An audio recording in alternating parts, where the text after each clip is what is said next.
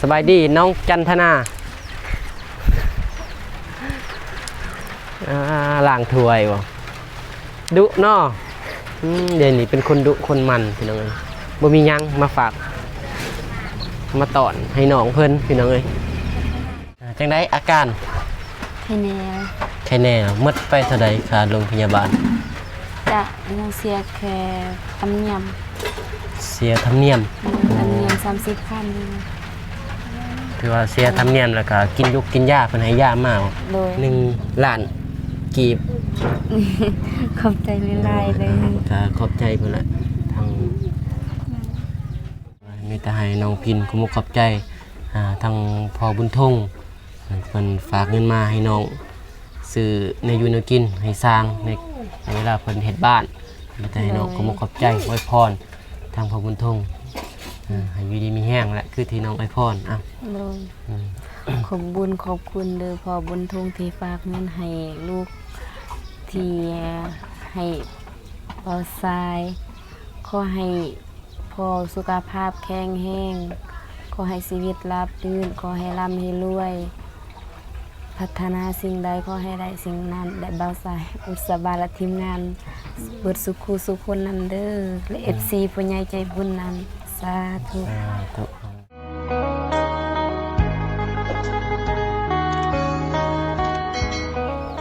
เป็นยังไงเปิดภาพมาก็เขามาหาน้องพินเป็นยังไงป้าทุกไอแดงจัดการบ้านน้องพินรวดเร็วอีหลีเป็นยังไงมาไทยมา2 วันเป็นยังไงวันหนึ่งพี่น้องไปยินดีน้ำอายพี่น้องเลยไปยินดีแสดงความยินดีออกรถใหม่มื้อนี้ก็เลยได้เข้ามาทางอายทางน้องพินพี่น้องเลยเข้ามาอัปเดตทางน้องเพิ่นแต่ว่ามื้อนี้บ่เห็นสร้างพี่น้องเลยก่อนอื่นก็กราบทักทายสบายดีและสวัสดีเด้อพ่อแม่พี่น้องมื้อสักครู่ทุกคนพี่น้องกันยินดีต้อนรับเข้าสู่2เบาสายแนลคือเก่าคือเดิมพี่น้องเลยบ่มีหยังพี่น้องเลยมื้อนี้มาหาน้องพินอัปเดตบ้านแล้วก็มีข่าวดีนิดนึงพี่น้องเลย ทางน้องพินเพราะว่ามีทั้งผู้ใหญ่และพี่น้องเลยเพิ่นฝากมาให้เป็นสะพานบุญให้กับน้องพินพี่น้องเลยน้องพินสบายดีเด้อน้องพิน เป็นยังไงบ่สบายบ่เห็นว่าเมื่อคืนนี้ไป โรงพยาบาลสบายดี FC ผู้ใหญ่สบายดีผู้ใหญ่ใจบุญใน FC และบ่ทรายบุษบานำเด้อน้องมุสบาจับกล่องโทษเฮ็ดยังได้บ่ได้ถือว่าเฮ็ดยังบ่ได้น้องพี่ฝนก็สิตกพี่น้องเอ้ยว่าทรายมาค่ำมื้อนี้มาแต่ไทยหน้าแล้วมือได้เฮ็ดนี่บ่มื้อวานนี่เลยเป็นแป้งน้องได้เห็ดบ่ซั่นคิดว่าน้องเห็ดขยันมันนักตัวนี้เลยนักตัวน้องขุดพูดน้องจันทนาหลังถวยเท่าน้องพินเห็ดบ่ได้พี่น้องเอ้ยบ่สบายบ่ติแนวปาดอันนั้นเนาะปาดไซติงมันบ่ปาดไซติงพี่น้องเอ้ยฝนตกจักไปอยู่ไสล่ะ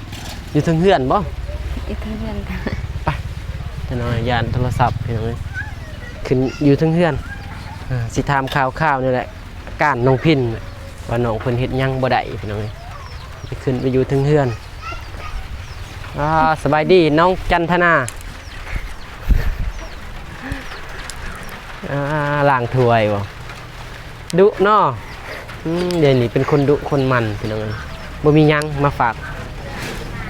มาตอนให้น้องเพิ่นพี่น้องเอ้ยบ่ใส่กับบ่มียังสมาลายแถ่ถวย คือลายแถ่ถวยบวง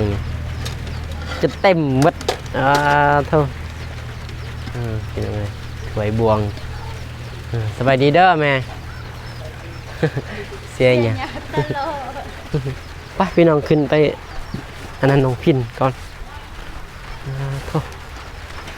กำลังทางแหลวจักขึ้นได้บ่น้องมุสบาโทษหนึ่งแล้วบอกเขาหนามตามป่าบ่ได้หนึ่งโทษ เป็นบ่นังเฮาพี่น้องเอ้ยส่งขับเลยนั่งฟังนี่น้องมุสบายอยู่ฟังนั่นน้องพินอยู่นี่กินสบายเพราะน้องเพิ่นจะเป็นจับกล่องพี่น้องเอ้ยจังไดอาการ ให้แน่ ใครแน่หมดไปเท่าใดค่าโรงพยาบาล จะยังเสียแค่ธรรมเนียม เสียธรรมเนียม ธรรมเนียม30,000นี่ ถือว่าเสียธรรมเนียมแล้วก็กินยุกกินยาเพิ่นให้ยามาบ่ โดย อืมเสียยา ค่าธรรมเนียมเป็นยังไงเสียบ่หลายเพราะว่าเพิ่นน้องพินมีใบอันนั้นบ่ใบซังใบผ่าตัดมันนั่นน่ะบ่ โดยมีใบผ่าตัด ถือว่ามีใบผ่าตัดถ้าเฮาเจ็บยามใดเหมือนไปถือใบหันไปเนาะ โดยที่ใบให้เรา อืมจะประมาณนี้พี่น้องอยู่ห้องมอใส่ ถ้าแตง มอเตอร์แตง โดย เห็นเมื่อคืนนี้เบาสายตื่นเช้ามาเบิ่งนอนตอนเบาเห็นทางถ่ายเมฆเพิ่นลงกะเลิกแน่พี่น้องเอ้ยจน 10 โมงเนาะ โดย 9 โมง 10 โมงคือว่าเลิกเติบเลยมาเมื่อคืนนี้เลยบ่ บ่มาตอนเช้า ไผไปเอา บ่เก็บกับบ่มี อ๋อถือว่ามาตอนเช้า โดย น้องนอนอยู่ห้องมอเลยบ่ อยู่ห้องหมอ อืมเจ็บตอนนั้นเจ็บนี่แห้งบ่ แห้งแบบว่ามันพิษ กินพิษบ่ล้วนใด บ่น้องอันนั้นโจมพื้นอยู่กำลังเฮือนครัวย้ายไปพุ่นเด้ ๆโอ้โจมพื้นแล้วก็ย้ายไปพุ่น โดย ถือว่า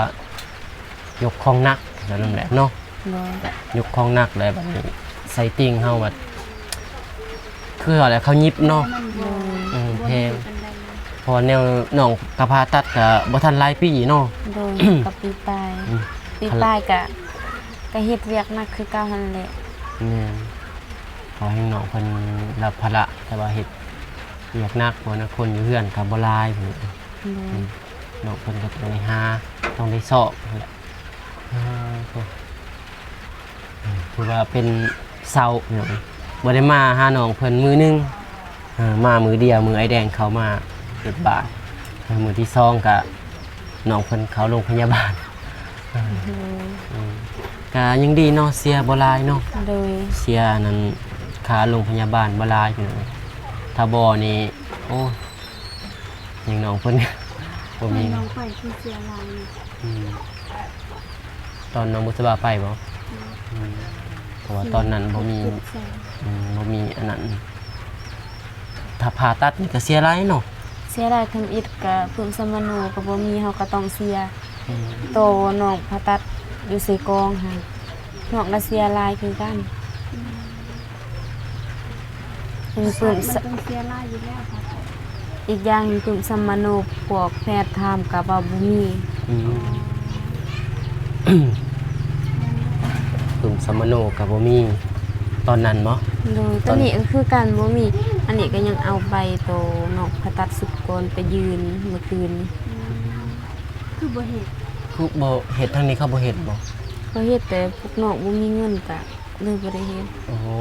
ยากหลายขั้นต เพ อ ราะ น ว่าเฮ็ดใบสมโนก็ต้องได้เสียเงินพี่น้องเอ้ยทางฝั่งลาวถ้าเดี๋ยวนี้ก็คือได้ยินข่าวๆก็6-7แสนพุ่นบ่เฮ็ดเฉพาะสมโน มื้อนี้ อยู่ดีเท่าใดเพิ่นเฮ็ด มื้อนี้บ่ เนี่ย อิงตามครอบครัวเฮาว่าจะเฮาจักคนคันประมาณว่า10ปลายพุ่นกะลั่นป้ายคนละแสนเด้ โอ้เขาไหลหัวละแสนเลย โดย ถือว่าคนหนึ่งนี่แสนหนึงเฉพาะเฮ็ดสมโนเนาะ โดย แล้วบัดน้องจักคนซะรวมทั้งหมดถ้าเฮ็ดใบสำโนคือว่าเฮ็ดแต่น้องแล้วก็น้องอ้ายถ้าผู้ใดมีครอบครัวแล้วเพิ่น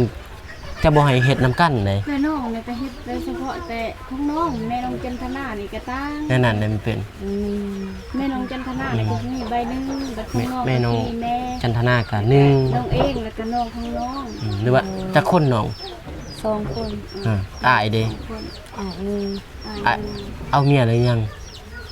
3ครัวแล้ว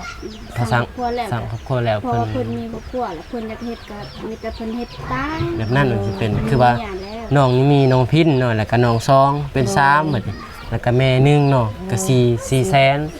ต้องมีค่าธรรมเนียมนำ ถือว่า400,000เนาะ เลย ต้องมีค่าเขาเฮ็ดให้อีกรายรวมแล้วก็6-7แสนเก่า หรือว่ามีบ่ค่าเขาเฮ็ดให้อยู่นี่มีบ่ นี่ ต้องมีนะ ค่าเขาแลน ถ้าแลนซัมมโนเนาะ เลย ถ้าเฮ็ดซัมมโนก็ต้องได้แลนซัมมโนพี่น้องเอ้ยโทษถือว่าเป็นกำลังว่าสิย่อมือได้ย่อ มือวันจันทร์ มือวันจันทร์ เนอะ โอเคผู้ดีได้สายสิมาย่อสวยได้5คนบ่ ก็เอาสิหาเลย มีและเงินสัตว์ซื้อ ซื้อไม่มีบ่ บ่ซื้อของกินของอยาก อยู่คนกิน ให้ครับ ซื้อน้ำซื้อ ว่าสิยามวันจันทร์มีแล้วบ่หรือว่ายังบ่ทันมี ก็พอมีอยู่คันซื้อกาแฟน้ำบ่นัวแต่เองสิซื้อ โอ้ถือว่าทางอ้ายเพิ่นสิซื้อ เลย แต่ว่าก็ซื้อแต่กาแฟเนาะคือเห็นเพิ่นน้องพินก็ซื้อกาแฟแล้วก็น้ำหวานเนาะน้ำหวานนี่มีมันหวานบ่มีเนาะ บ่เอา มื้อนั้นอายบ่าวน้องซื้อเนาะน้ำหวานเนาะ เลย บางทีก็ทีมงานเขาซื้อก็ได้น้ำหวานถ้าน้องพินก็ซื้อกาแฟหรือว่าอันที่ว่าเพิ่นมักกินหั่นแหละ บ่ซื้อกาแฟก็เอาไว้ซื้อน้ำกินให้สร้างเด้ระวังสร้างมาเฮ็ด นั่น ถ้าว่าอันนั้นหันเด้แต่ก็บ่มีเนาะ แต่ว่าตอนเมื่อวานนี่ก็สร้างกินซัง มีวันบ่ นี่ กะสิ้นโตไอซีเอามาหั่นแหละเพิ่นต้ม อ๋อแต่ว่าน้องนี่บ่มีเงินซื้อกินให้สร้างเนาะ มีแต่ตอนแรงก็หั่นแหละเพิ่นกินตอนเพลนตอนเช้าน้องปนปลาดุกตอนเพลนน้องปิ้งให้พวกเพิ่นกิน ถือว่า3มื้อนั่นพี่น้องเอ้ยถือว่าน้องเพิ่นบ่มี แต่ตอนนี้ก็มีข่าวดีฮู้ว่าข่าวดี มีทางข่าวดีทางเราสายเพราะว่าทางผู้ใหญ่เพิ่นฝากเงินมาให้กับเบาสายมาให้น้องพินให้น้องพิน แต่ว่าซื้ออันนี้คงกินให้สร้างเวลาสร้างเพิ่นเฮ็ดเฮือนนะ เลย เพราะว่าค่าแพทย์ค่าหมอของน้องก็มีแต่ซ้ำนั่นหมอ เลย ถือว่าถ้าเบาสายให้ก็ให้น้องซื้อของกินให้สร้างเพิ่นเด้อแต่มีเพิ่นสิกินจักขาบ เป็นเลย หึ ใส่ทุกอย่างเอาไว้แล้ว ก็ ใส่ ก็หลักๆก็คือแนวกิน แต่ว่าอย่างอื่นก็สุดแต่น้องนะแต่ว่า เลย หมอสายบอกก็คือแนวกินเพราะว่าทางผู้ใหญ่เพิ่นให้มาให้กับบ่สายมาให้น้องพินพอซื้อแนวอยู่แนวกินให้สร้าง แต่ว่าน้องจำเป็นก็ไปได้แป้งนัวหยังก็มันก็พอได้ใส่เฮาก็ต้องได้ใส่แนวเฮ็ดแนวอยู่แนวกินนะอันนั้นเฮาก็ต้องน้องก็สิฮู้เองซื้อเองเนาะ เลย มันก็นั่นแหละพี่น้องเอ้ยเพราะว่ากะ เดี๋ยวสิมอบให้ตอนนี้เลยพี่น้องเอ้ยเพราะว่าน้องเพิ่นก็ยังบ่ทันรู้ว่าเท่าใดทางผู้ใหญ่เพิ่นอันนั้นแหละพอบุญทงน้องหูบ่ อืม เพิ่นน่าจะช่วยเหลือหยังเพิ่นซื้อ เพิ่นซอยเรือไม่นี่แหละ เพิ่นจะซื้อ และ มา ค่าสร้าง ค่าสร้างนำพี่น้อง เลย ทีนี้ก็เพิ่นฝากมากับเอาสายให้เป็นสะพานบุญให้ถือว่าเป็นสะพานบุญให้น้องพินก็เป็นครั้งที่2พี่น้องตอนนั้นก็ตอนพอน้องเพิ่นตอนเฮ็ดบุญให้พอเนาะ เลย พอดีครั้งที่2ตัวนี้ก็ผู้ใหญ่เพิ่นให้น้องพินซื้อของกินให้สร้างพี่น้องทางภาษาก็ดีใจแต่ว่าเป็นสะพานบุญให้กับน้องพินอีกครั้งพี่น้องเอ้ยเอา1 ล้านกีบ ขอบใจหลายๆเลย ก็ขอบใจเพิ่นละทางพอบุญทงเพิ่นบอกจักหน่อยจึงขอบใจนับเบิ่ง นับเลย ว่าครบหรือบ่ ก็ได้ นับเลยเพราะว่าบางทีผู้ใหญ่เพิ่นก็อยากเห็นนะแต่ว่าน้องเสียใจก็ บ่นับ แต่ว่านับก็ได้นับมันก็บ่เป็นหยังดอกเพราะว่าเฮาก็บ่ได้หยัง บ่น้องเสื้อใจเต็มงานนี่แล้วน้องวันน่ะก็ได้ 1ล้านกีบพี่น้องเอ้ย ถ้าเป็นเงินบาทก็ประมาณ 1,500 600 1,500 700พี่น้องเอ้ย1,700 1 ล้านกีบมอบให้น้องพินคือที่บ้านแหละซื้อในบ้านแหละแต่ว่าน้องก็เพราะว่ามันก็บ่มีรถมีรางเนาะ เลย ซื้อแถวบ้านนี่แหละก็มีอยู่ที่ ก็พอมีอยู่ อันนี้ปิงยังเนาะปิง เลย ปลาทูอีสังแหละนั่นแหละปิงไก่หรือว่าซื้อปิงไก่มาตั้มหมักทั่วหมักแตงซื้อหมักแตงตั้มกินกับปิงไก่ก็แซ่บพี่น้อง เลย กระสุดแต่น้องสิเลี้ยงสร้างนั่นแหละ เลย แต่ว่าพวกเอาสายนี่มานี่บ่สู้ได้กิน มีแต่อัปเดตให้ผู้ใหญ่เพิ่นได้เบิ่งพี่น้องส่วนหลายก็มีแต่ตำส้ม ตำส้ม เกลือเป็น ตำส้มกันก็หมดแป้งนัวทางหนองบุษบาเพิ่นว่าแป้งนัวเบิดมาตำแต่เฮือนน้องพินพี่น้องเพราะว่าเฮามาก็อยากให้น้องเพิ่นมีซีซั่นแน่ถ้ามุดเฮามาแต่ถ่ายน้องเพิ่นมันก็สิเป็นซีเรียสพี่น้องแบบว่ามาแบบมีแต่เอาจริงจังหั่นน่ะบ่หยอกบ่หัวมันก็บ่ม่วนอีกมันก็บ่มินแล้วเฮาร่วมกันหยอกหัวกันนั่นน่ะมันก็ม่วนพี่น้องก็มีแต่ว่ามือย่อเนาะ เลย มือย่อบางทีน้องก็ซื้อกาแฟนั่นแหละแต่ว่าทางนี้เพิ่นถ้ามีเนาะแต่ว่าเฮือนน้องบ่มีก็คือเก่าเพิ่นบ่กินเนาะข้าวเนาะ เลย คือน้องเฮือนน้องจันทนาก็คือว่าเพิ่นบ่ได้กินข้าวกินน้ำบ่ โมเข้ามาแต่เช้า แม่ คนเขาย่อสำเขาย่อซื่อๆเขาก็เมื่อ พยอซื่อๆแล้วก็เมื่อแล้ว ตามบางคนแหละบางคนมีเขาก็เลี้ยงบางคนบ่มีเขาก็แค่มาซอยก็เมื่อ แต่อันนั้นบางคนเขาย่อทางบ้านน้องย่อนี่ถ้าแบบพี่น้องนี่เขาจะอยู่ซอยเลยเนาะแบบสมมุติเขาย่อนะแบบว่าบ่มีสร้างเฮ็ดนะคันเขาบอกเขาก็เฮ็ดเลยเป็นบ่แทน เฮ็ด เขาอาซาซอยกันอยู่นี่ แต่ว่ามีแต่มือเดียวหั่นเนาะ เลย จับไหนจับตอกตัดไม้ตัดหยังมันได้เบิดเนาะ เลย ตัดเบิ่งพี่น้องแต่ว่าบ้านน้องพินก็สามัคคีพี่น้องเอ้ยรอท้าเบิ่งอีกมือย่อน่าจะลายอยู่เด้พี่ มา น้อง ใส่นี่ต้องมาให้ท่านมือยองให้ ย่อนี่ก็แต่เช้าคือกันบ่ แต่สาว คือเฮือนน้องจันทนาเลยเนาะ โดย 8-9 โมงเนาะ โดย เจ็ด 8-9 โมง 7-8 โมงซะใช่ว่า7-8ซะคันมา 6-7บ่ว่า7-8 6-7มื้อนั้นมา8 โมงยังบ่ทัน มื้อนั้น8 โมงพอดีแล้ว แม่น บ้านน้อง มา จันท แต่ นา กูย่างเด้เขาก็มาโย ถือว่าบางคนกับบางที่เขาบ่ได้ไปเนาะ เลย เขาก็มาก่อนมีแต่ว่าบ้านน้องพินนี่ย่อมือวันจันทร์พี่น้องเอ้ยมือวันจันทร์ยกตั้งขึ้น แต่ว่าตั้ง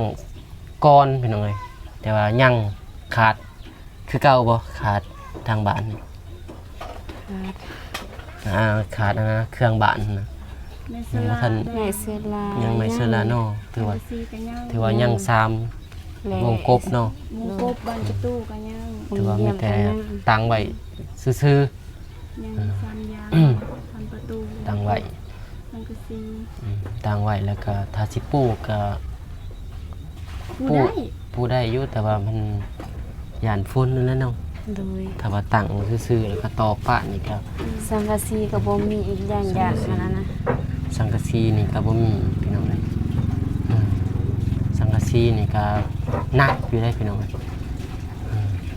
ถือว่าบ้านน้องจันทนาก็จักเท่าใดสังกะสี